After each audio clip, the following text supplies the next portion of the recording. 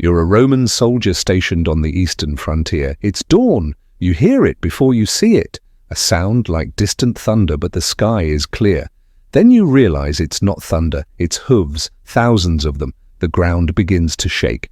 Your hands tremble as you grip your spear. You've heard the stories your commanders told you were exaggerated to scare recruits. Stories about warriors who drink the blood of their enemies. About a warlord who eats off wooden plates while his victims' gold melts in the fires of their burning cities. And you see them cresting the hill, faces you'll never forget, skulls deliberately deformed into alien shapes, eyes that have seen things you can't imagine, and leading them, a man so ordinary-looking you almost laugh until you see what's in his eyes. You're about to meet Attila the Hun, and you have about 4 minutes to live. In the year 452 AD, the city of Aqua was one of the wealthiest and most fortified cities in the Roman Empire. Its walls were considered impregnable. Its citizens felt safe. They were wrong. When Attila's army arrived, the siege lasted 3 months. But it wasn't the siege that broke them. It was what happened after. When the walls finally fell, Attila gave an order that would echo through history. He didn't just want the city conquered, he wanted it erased. Every building was to be demolished stone by stone. Every citizen was to be killed or enslaved. Every trace of Aquileia's existence was to be wiped from the earth. And here's the part that should make your blood run cold. He succeeded. Aqua was so completely destroyed that for centuries afterward, travelers passing through the area couldn't even tell a city had once stood there. The survivors, the lucky ones who escaped, fled into the marshes and founded a new settlement on the water where horsemen couldn't follow them. That settlement would eventually become Venice. Think about that. One of the world's most beautiful cities exists because people were so terrified of one man that they literally fled into a swamp and decided to build their entire civilization on stilts rather than risk encountering him again. This is the story of how one human being became the living embodiment of apocalypse, how a name became synonymous with the end of the world, how a Hun earned the title that would haunt history forever. Fleelam Day, the Scourge of God. And I need to warn you, this story gets dark, really dark, because to understand Ailla's power, you have to understand the things he did, and more disturbingly, the things people believed he was capable of doing. To understand Attila, you first have to understand the world he came from, a world the Romans couldn't comprehend and, frankly, didn't want to. The year is 406 AD. The Roman Empire still looks impressive on maps, but maps lie. Behind the marble facades and grand proclamations, the empire is hemorrhaging from 1,000 cuts. The borders are collapsing. Germanic tribes are pouring across the Rhine. The economy is in free fall. Corruption has become so normal that honest governance seems naive. And somewhere far to the east, beyond the edges of Roman knowledge, beyond the civilized world, something is stirring. The Huns.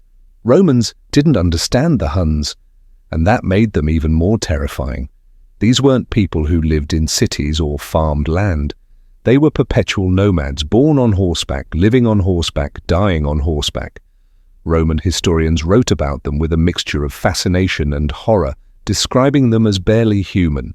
Here's what made them so disturbing. The Huns practiced cranial deformation. When a child was born, they would bind the baby's skull with tight bands, forcing the bones to grow in an elongated cone-like shape. Can you imagine seeing an army of warriors all with skulls that look alien, inhuman, like they came from somewhere else entirely? This wasn't just aesthetic. This was psychological warfare before the battle even started. When Roman soldiers saw Hunnic warriors for the first time, many thought they were facing demons, actual demons.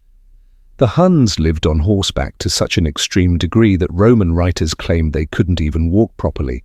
They ate, slept, and negotiated treaties well mounted. They would put raw meat under their saddles and ride all day, the pressure and heat from the horse tenderizing it. By nightfall, they'd eat it raw, still warm from the horse's body. They were masters of the composite bow, a weapon that could pierce Roman armor at distances the legions had never encountered. And their tactics were revolutionary. They didn't line up for honorable combat. They swarmed, surrounded, feinted retreats to draw enemies into ambushes and disappeared like smoke when things turned against them. To Romans who valued order, structure, and civilization, the Huns represented chaos incarnate. Into this nightmare world, Attila was born around 406 AD. Let's talk.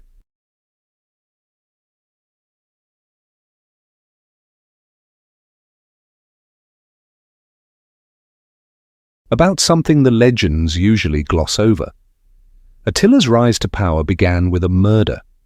In 434 AD, when the previous Hunnic leader died, power was divided between two brothers, Attila and Blair. For over a decade, they ruled together, launching coordinated campaigns against the Eastern Roman Empire, extracting massive tributes of gold. But here's what you need to understand about Attila. He didn't just want power, he wanted absolute unquestioned power. He wanted people to think of the Huns and see only one face, his face. Around 445 AD, Bladder died under mysterious circumstances. The historical record is suspiciously silent about the details. No battle wounds are mentioned, no illness, just gone. Most historians agree. Attila killed his own brother. Think about the cold calculation required for that decision. This wasn't a crime of passion. This was a man looking at his own blood relative, someone he'd ruled alongside for over a decade, and deciding he was an obstacle that needed to be removed. Did Attila poison him, have him quietly strangled, stage a hunting accident? We'll never know. And that's the point. Attila made sure we'd never know. What we do know is what happened next. With Bladder gone, Attila didn't just take sole control. He transformed the Hunnic Confederation into something far more terrifying. He unified the scattered tribes under one iron will, his will. And here's where Attila showed his psychological genius. When the Roman historian Priscus visited Attila's court in 448 AD, he described a scene that's incredibly revealing. At a grand banquet, Attila's guests, kings, chieftains, Roman ambassadors, ate from silver and gold plates. They drank from jeweled goblets. They wore their finest clothes, dripping with the wealth of conquest. And Attila, he sat at the head of the table, eating plain meat from a wooden plate, drinking from a wooden cup, wearing simple, clean clothes with no ornamentation whatsoever. Priscus noted that while everyone else laughed and celebrated, Attila's expression never changed. He didn't smile, he didn't make small talk, he just watched. This wasn't humility. This was dominance. Attila was showing everyone in that room that while they needed gold and silver and jewels to feel important, he didn't need anything. He was beyond such petty desires. He was the center of gravity around which everything else orbited. It's one of the most chilling power moves in history.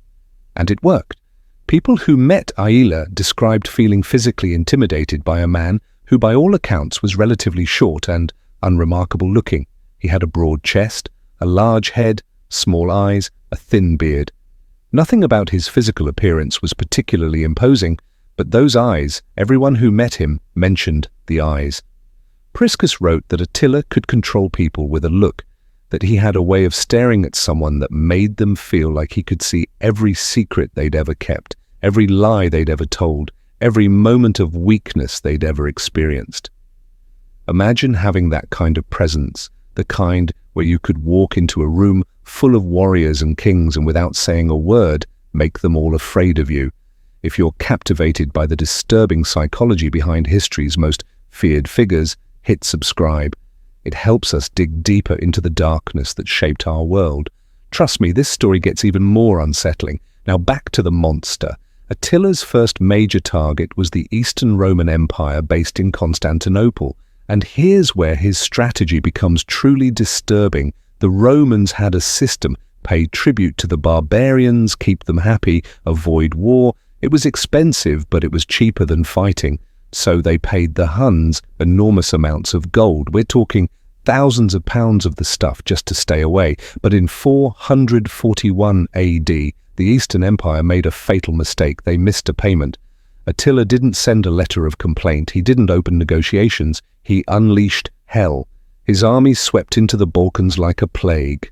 But here's what made Attila different from other barbarian raiders. This wasn't about loot, this was about sending a message. The city of Nessus was one of the first to fall. When Attila's forces breached the walls, he gave an order that would become his signature. Total annihilation, not just military targets, everything. Contemporary accounts describe what happened next, and they're almost too horrific to believe. The Huns methodically killed every living thing in the city. Men, women, children, animals, buildings were burned, wells were poisoned. The city was left as a monument to what happened when you crossed Attila. But here's the truly disturbing of the nearby river still covered with bones. Let that sink in. Years later, the smell of death was still so strong you couldn't go near it. And Nessus wasn't unique. Over 70 cities suffered the same fate. Serica, Philippopolis, Archidopolis, each one systematically erased. The Eastern Empire was forced to negotiate. The treaty they signed in 443 AD was one of the most humiliating in Roman history. The annual tribute was tripled.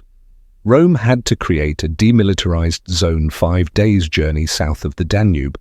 Any Roman citizen who escaped to Hunnic territory had to be returned, or Rome had to pay 8 gold coins per person as compensation. But wait, it gets worse. The treaty also included a clause that if any Hunnic noble or royal family member defected to Rome, they had to be returned immediately. But Romans who defected to the Huns, they could stay. Read that again. The Roman Empire, which once dictated terms to the entire known world, was now signing treaties that treated them as inferior to nomadic horsemen. And Attila wasn't done. In 447 AD, he returned. This time, his army pushed so deep into Roman territory that they reached Thermopylae, the legendary site where 300 Spartans had once held off the Persian Empire. The symbolism was crushing. The defenders of Western civilization were being pushed back through the very gates where they'd once stopped the East. The Eastern Emperor Theodosius II was forced to negotiate an even more humiliating treaty.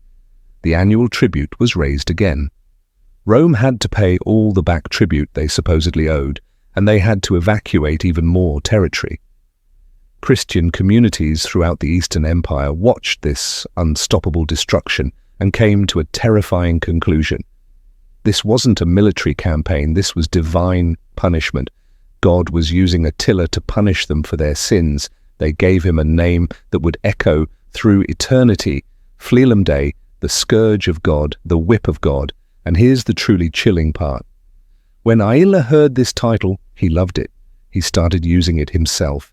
He understood that if people believed he was an instrument of divine wrath, they'd be too terrified to resist. Why fight against God's will? It was the ultimate psychological weapon, and Attila wielded it masterfully. By 450 AD, Attila had bled the Eastern Empire white.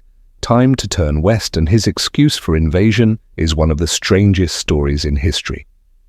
Justa Grata Honoria was a Roman princess, sister to the Western Emperor Valentinian III. She was also, by all accounts, miserable. She'd been caught having an affair with her chamberlain, and as punishment, she was being forced into an arranged marriage with a senator, a loveless political union designed to keep her under control. In her desperation, Horia did something extraordinary. She sent her ring to Attila the Hun with a letter begging him to help her escape the marriage. Now a normal person might have sent a polite letter back, maybe offered some diplomatic assistance. Attila saw an opportunity.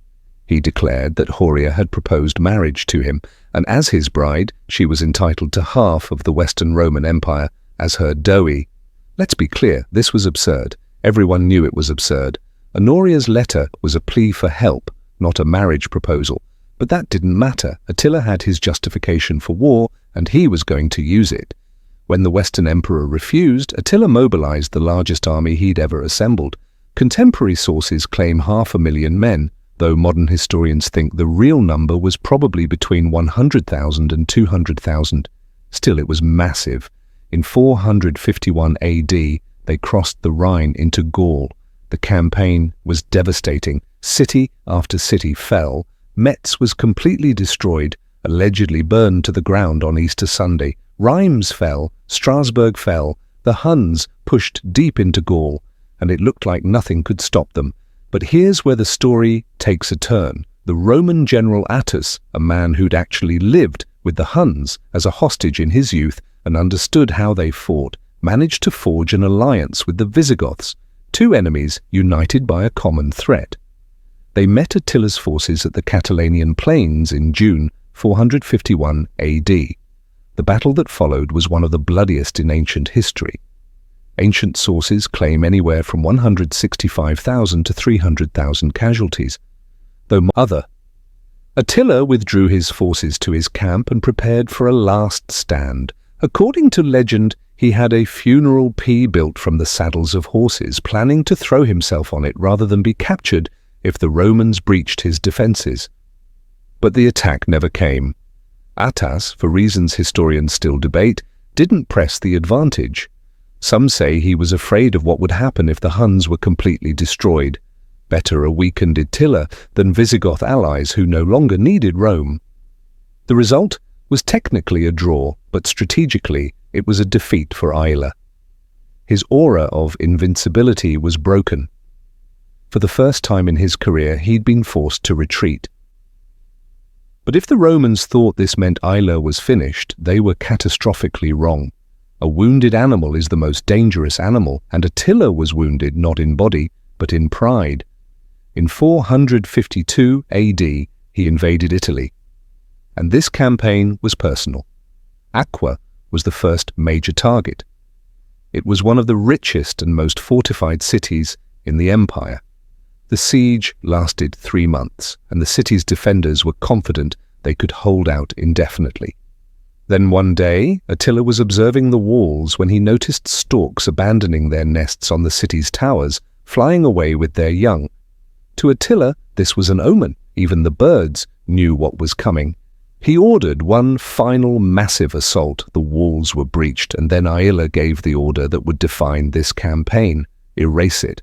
What happened next wasn't a sacking, it was a deletion.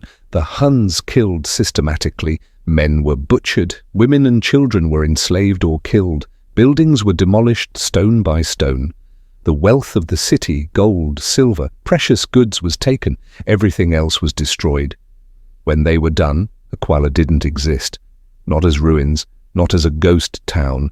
It was gone. Survivors fled into the marshes and lagoons of the Adriatic coast. They waded into the water, carrying what little they could save, and began building a new settlement on the islands. They drove wooden piles into the muddy bottom and built their homes on platforms above the water. They figured horsemen couldn't follow them there. They were right. That settlement would eventually become Venice, one of the world's most beautiful cities, born from absolute terror. But Attila wasn't finished. His army swept through northern Italy like a scythe. Padua fell, Verona fell, Milan fell. Each city brought more loot, more slaves, more terror. The Roman Emperor Valentinian III fled from Ravenna to Rome. The Senate met in emergency session and they realized something horrifying. Rome had no army capable of stopping Attila. The city was completely defenseless. Imagine being a Roman citizen in that moment. Your entire civilization, everything you'd been taught to believe about Roman superiority and divine favor, was about to be tested by a short man from the steppes who ate raw meat and drank from wooden cups. The city began to panic. Rich families packed their valuables and fled south, temples filled with people praying for divine intervention. The streets buzzed with rumors. Attila would burn the city to the ground. He would enslave everyone. He would turn Rome into another Aqua, a blank spot on the map. And then something strange happened. With no army to defend Rome, the Senate made a desperate decision. They sent a delegation to negotiate with Attila, but they didn't send a general or a politician. They sent Pope Leo I. The two men met near the Minch River in northern Italy. An elderly bishop in simple robes facing the Scourge of God. Nobody knows exactly what was said. The meeting wasn't recorded, no transcript exists.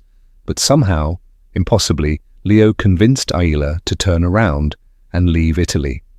Christian legend has a dramatic explanation. According to the story, as Leo spoke, Saints Peter and Paul appeared in the sky behind him, holding flaming swords, threatening Attila with divine punishment if he continued. Terrified by this heavenly vision, Attila retreated. It's a beautiful story, but historians have other theories. Here's what we know. By the time Attila reached Leo, his army was in trouble. Italy had suffered a poor harvest the year before. Food was scarce. Disease was spreading through the Hunnic camps, probably malaria from the Italian marshes. Soldiers were dying not from Roman weapons, but from starvation and fever. On top of that, Attila had just received word that the Eastern Roman Emperor had launched a counterattack across the Danube, striking at Hunnic territory while Attila was distracted in Italy. His homeland was under threat. So maybe Leo didn't perform a miracle. Maybe he just delivered some. Maybe Attila was playing a longer game. Maybe he understood that destroying Rome would unite the entire Christian world against him. Maybe keeping Rome terrified but intact was more useful than reducing it to ashes. We'll never know for sure. And that ambiguity is what makes the story so powerful. Did God intervene? Did Attila have a moment of mercy, or was this just cold calculation? Whatever the truth, Attila turned his army around and left Italy. Rome was spared. Christians saw it as a miracle. Attila's reputation as an instrument of God was reinforced. Even when he showed mercy, it was because God willed it. The Scourge of God had struck and then withdrawn, and somehow that made him even more terrifying. Attila never returned to Italy. In fact, he only had 1 year left to live. In 453 AD, at age 47, Attila celebrated his marriage to a young woman named Ildiko. It was another in a long line of political marriages. Attila had multiple wives, a common practice among steppe peoples to cement alliances. The wedding feast was legendary. Attila ate and drank heavily, celebrating late into the night. Eventually, he retired to his chambers with his new bride. The next morning, his attendants grew worried. Attila should have emerged by dawn. He was always an early riser, but the chamber door remained closed. They knocked, no answer. They called out, silence. Finally, they broke down the door. Inside, they found Attila dead. Ildo was sitting in the corner, terrified, weeping, and Attila was lying in a pool of his own blood. The official cause of death, a massive nosebleed. According to the account, Attila suffered a hemorrhage during the night, and too drunk to wake up properly, he choked on his own blood. It's one of the most anticlimactic deaths in history. The man who brought Rome to its knees, who destroyed empires, who became synonymous with apocalypse, died from a nosebleed. Of course, murder theories have circulated for 1,500 years. Was he poisoned by Ildiko? Was she an assassin sent by Roman agents? Did someone slip something into his wine during the feast? We'll never know. But here's what we do know. Attila's warriors were devastated. According to the historian Jourdain, they performed a funeral ritual so extreme it's become legendary. They cut their own faces with swords so that the greatest of all warriors should be mourned, not by the womanish tears of women, but by the blood of men. Then they held a funeral feast called Astra, days of drinking and celebrating Attila's life. And when they finally buried him, they went to extraordinary lengths to hide his grave. Legend says they buried him in a triple coffin, one of gold, one of silver, and one of iron. Each layer represented the treasures he'd taken from the empires he destroyed. Then they buried the coffin in secret, possibly in a riverbed that was temporarily diverted. Just weights in our collective memory, reminding us how fragile civilization really is, how quickly order can collapse into chaos, how one person with enough will and ruthlessness can bring the greatest empire in the world to its knees. Sleep well tonight, and remember, everything you consider permanent isn't. You've just witnessed how a single human being became the embodiment of apocalypse. If you want more stories that expose the terrifying fragility of everything we take for granted, subscribe to Crimson Historians. Hit that notification bell, because the next story we're uncovering goes even darker. We're diving into the Mongol Empire's punishment rituals that made Attila look merciful. Trust me, you won't want to miss it. Thanks for watching, and remember, history doesn't repeat, but it definitely rhymes.